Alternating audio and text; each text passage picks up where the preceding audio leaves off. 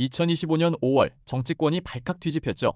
보수의 상징과도 같았던 개혁신당의 핵심 인물들 허은하와 김용남이 민주당의 품에 안겼습니다. 당시 이재명 후보의 외연 확장 전략의 정점이자 보수 진영을 흔드는 파격적인 카드였는데요. 그런데 시간이 흐르면 흐를수록 두 사람의 행보는 완전히 갈렸습니다. 한 명은 대통령실의 국민통합비서관으로 들어가 정부의 핵심 요직을 맡았고, 다른 한 명은 하마평만 돌 뿐 그 어느 자리에도 앉지를 못했죠. 단순히 운이었을까요? 아니면 이재명 대통령은 이미 무엇인가를 알고 있었던 것일까요?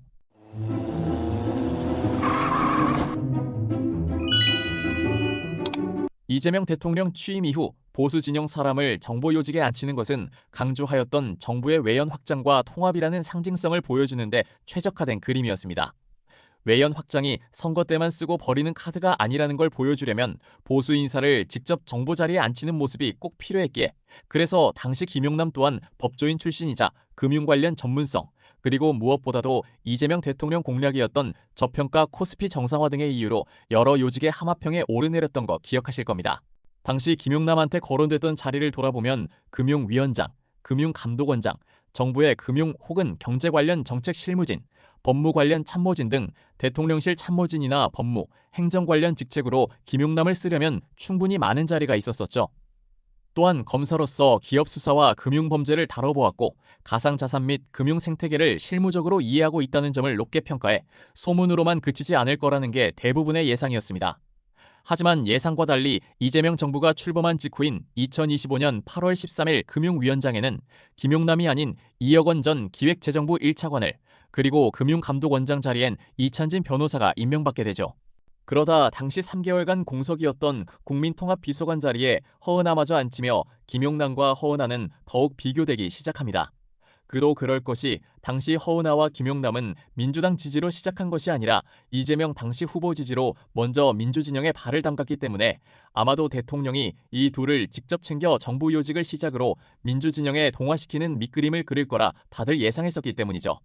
당시 김용남 본인도 많은 기대를 했었던 것으로 확인되는데, 관련한 영상 한번 보고 오시죠. 자, 그럼 오랜만에 한번 만나보겠습니다. 금감 원장을 정말 그냥 대놓고 원했어요.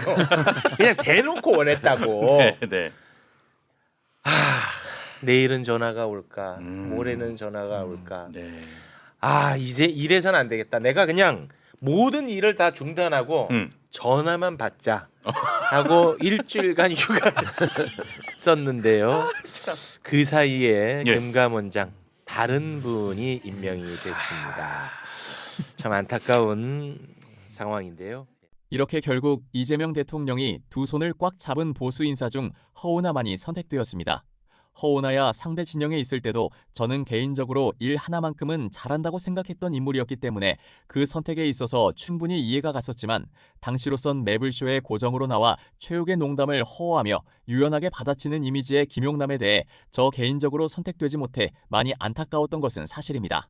그 후로 시간이 지나 평택을 재선거 판을 보며 문득 든 생각이 있는데, 지금 보면 그 당시 안타까웠던 제 감정이 무색하게도 충분히 이해가 가능한, 즉 제 의구심에 퍼즐이 맞춰지기 시작했습니다.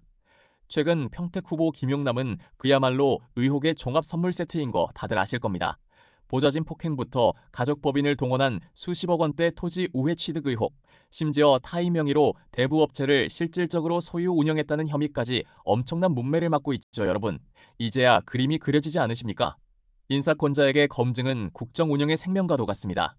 대통령실 내부의 엄격한 인사검증을 거치는 것이 기본 중의 기본이기에 국회 인사청문회 수준까지는 아니더라도 당시 김용남의 전적에 대한 기본 검증을 안 해봤을까요? 전 충분히 조용하게 대통령실에서 검증 절차를 진행했을 거란 합리적 의심이 드는데요.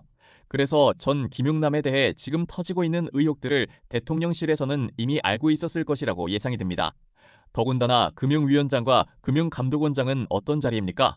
대한민국 금융질서를 바로잡고 시장의 공정성을 감시하는 돈과 직결된 핵심 요직입니다. 그렇단 말은 높은 수준의 도덕성과 투명성이 요구되는 자리죠. 예를 들어 만약 김용남이 금융위원장에 임명된 상태에서 차명으로 대부업체를 소유하고 운영해왔다는 뉴스가 터졌다고 상상해 보십시오. 아주 끔찍한 일이겠죠. 국힘에서 물고 뜯고 이재명 정부를 엄청나게 흔들어댔을 겁니다. 또한 현재 이재명 대통령의 국정 운영 철학을 보면 현재 언론 보도가 되고 있는 김용남 의혹들과 방향성이 전혀 다릅니다. 얼마 전 국무회의에서 이재명 대통령 국정 운영 철학을 엿볼 수 있는데요. 일단 먼저 발언 영상 한번 보시죠. 이 금융 문제 때문에 자살을 많이 하거든요. 근데 사람들이 나 빚 때문에 죽는다고 말하지 않죠. 뭐 그렇게 쓰는 경우도 있긴 한데, 근데 실제로 생을 포기하는 중요한 원인이 이 빚이에요. 마지막에는 자기가 살 수가 없으니까 결국 남의 돈으로 살아가다가 이게 딱 막히면 이제 그때 더 이상 살아갈 방법이 없다고 생각하고 극단적으로 선택하는 거거든요.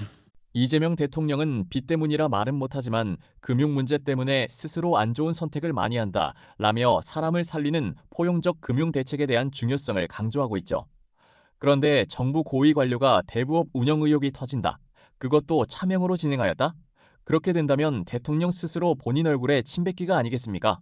이 의혹들에 대해 어제 김용남 후보가 해명을 했던데 영상 잠시 보고 오겠습니다. 어제 어떤 의혹이 보도가 됐는데요. 그와 관련해서 제가 한 말씀을 드리자면, 그거는 오래 전에 제 동생이 운영을 하다가 법률적인 문제도 생기고 또 경영상의 어려움도 토로를 해서 어떤 면에서는 제가 좀 떠안아 줬습니다. 떠안아서 법률적인 쟁송도 오랜 기간에 걸쳐서 좀 해결을 하고 그리고 이런저런 경영상의 어려움도 어느 정도는 해소가 된 이후부터는 사실상 어떠한 영업활동도 하지 않은 지가 벌써 한 2, 3년 됐고요.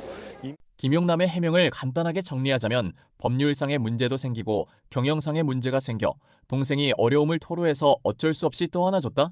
또한 영업활동을 안 한 지 2에서 3년 됐다라고 해명을 하던데 진짜 이 해명을 보고전 와 진짜 검사스럽다라는 생각부터 먼저 들더라고요.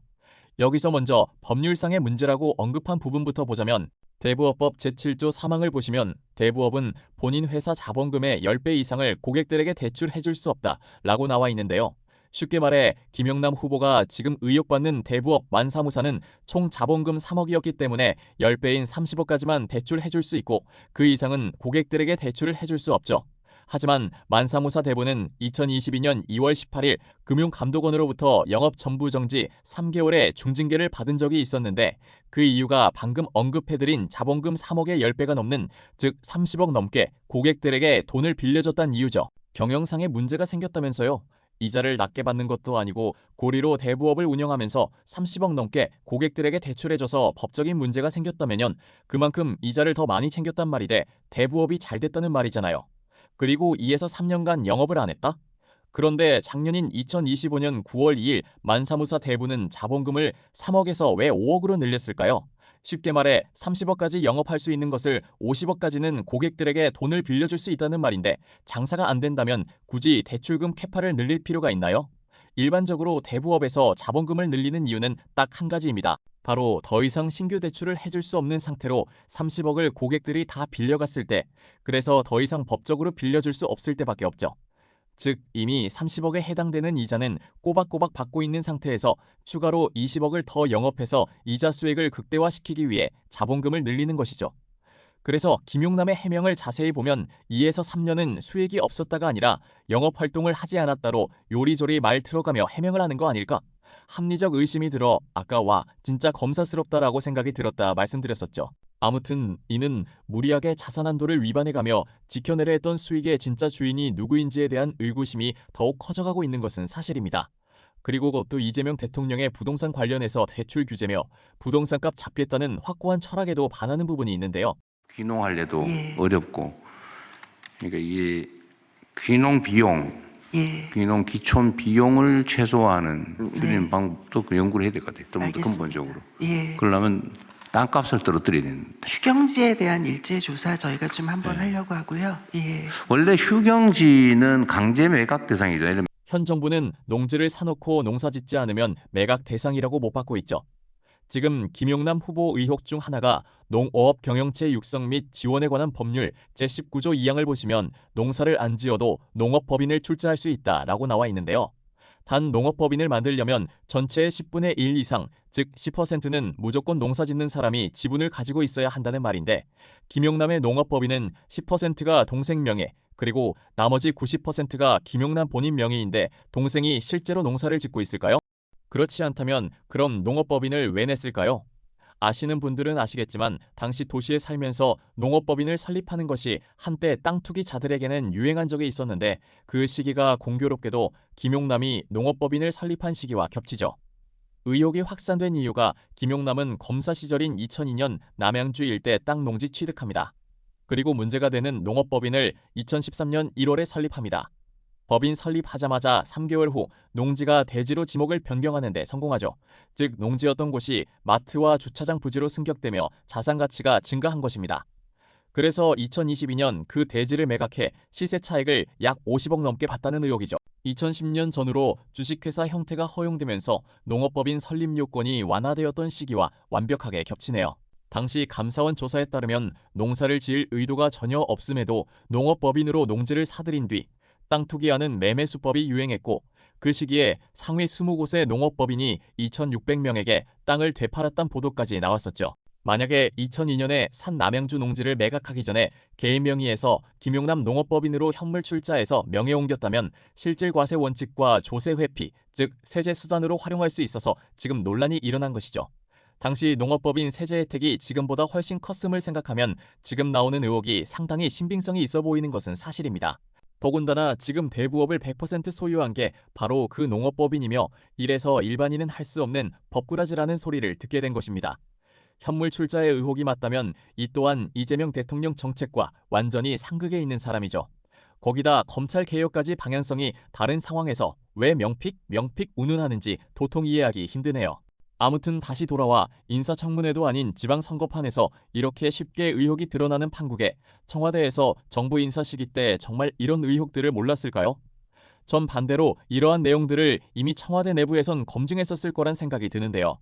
결론적으로 허은하는 통합의 상징으로 활용할 가치가 있었지만 김용남에게 씌워진 수많은 리스크는 국정 운영의 발목을 잡을 그야말로 폭탄 그 자체였을 수도 있었을 겁니다.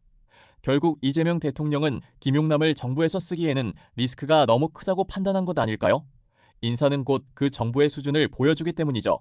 그래서 김용남은 정부 인사라는 꽃길은 없었던 것은 아닐까 합리적 의심이 들었습니다. 쓰이는 사람과 쓰이지 않는 사람, 그 차이를 만드는 건 결국 그 사람의 과거와 지금, 그리고 감춰진 실체일 수 있습니다. 이제야 퍼즐이 맞춰지는 것 같지 않으신가요? 여러분들은 이러한 해석이 너무 과하다 혹은 충분히 일리가 있다 중 어떻게 생각들을 하시는지 각자의 의견을 댓글로 남겨주세요. 오늘 영상이 흥미로우셨다면 파란데스크 구독과 좋아요 부탁드립니다.